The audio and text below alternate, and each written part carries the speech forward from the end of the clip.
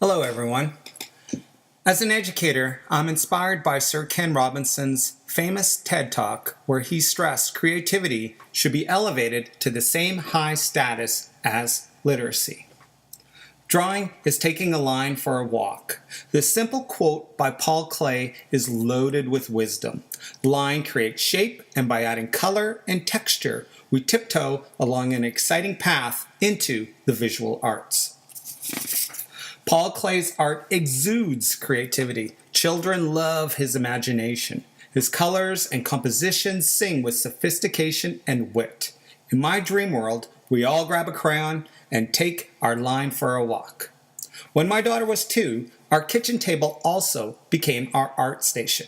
As a family, we always drew together. This was our special place to talk, laugh, imagine, dream, and make memories. Every day, my daughter took her line for a walk. After grade 1, she had hundreds of drawings. Before the start of grade 2, she selected her favorites and wanted to make a coloring book. We went to the library, made photocopies, and stapled them. For the start of the year, she wanted to give coloring books to each of her future classmates. Everyone was thrilled to get one. It was immensely gratifying to see my daughter create, give, and contribute within her school community, and I wanted to extend this idea into a lesson. So in class, I took my line for a walk. With a single line, I thread a story of our family going for a walk near our home by the Coquitlam River. It's a real memory of seeing spawning salmon in our neighborhood. Then, the students are free to take their line for a walk. It could be based on a real walk, an imaginative place, or a special memory or object. Sometimes it's based on a favorite creature or movie. Once they've taken their line for a walk, it's time to get some crayons and play with color. Earlier, I showed them examples of shading and blending colors from dark to light. Many want to experiment with blending into rainbows or some cool decorative scribble techniques. When they're ready, they get a cup of water, paintbrush, and watercolor paints.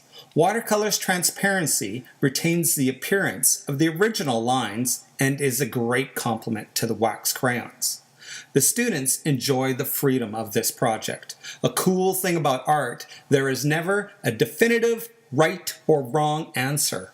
Art always invites alternatives and interpretations. I tell students there are no mistakes in this lesson, and this is very refreshing for them to hear. I love when students bring their own passions and stories to their art. I love listening about their hobbies and activities. A lot of these wonderful details come out in their drawings. Spending that time listening and learning is fundamental for relationships. Sometimes students don't know what to draw. I often tell them scribble some shapes, overlap the lines, and use your favorite colors. You might be pleasantly surprised. And often they are, and they're very proud of their art. For a literacy link, I later read one of my childhood faves, Harold and the Purple Crayon. Like the students, Harold has a sharp mind and creatively explores while he takes his purple crayon and his wonderful line for a walk. It's very meaningful and fulfilling for me to provide opportunities for children to feel excited about being in school. Art did that for me, and I know it can do this for others. Once, I was at Central as a TTOC. I read my plans for the day and the notes on some students. One of them was a child that was often absent and struggled in a school environment. Thankfully, the teacher had offered me a green light to do a lesson of my choice. This student loved my project. They were smiling and engaged, and they were proud to share their work with the rest of the class. They created a fun image of a birthday party. At the end of the day, this student said this was the best day they've ever had in a school. It might have been my proudest, most memorable moment as a teacher. Working with students in line art inspired me to create a personal series called Squiggle Face. During the evenings and weekends, I like to recharge and create spontaneous interpretations of faces. Over the years, I've created hundreds of squiggle faces. Just the past month, I've curated and published some of these images onto Instagram. I've appreciated the face-to-face comments and positive feedback from many family and friends. So, taking a line for a walk allows me to explore creativity, art, and narratives. It's allowed me to share with my family, my friends, and my community.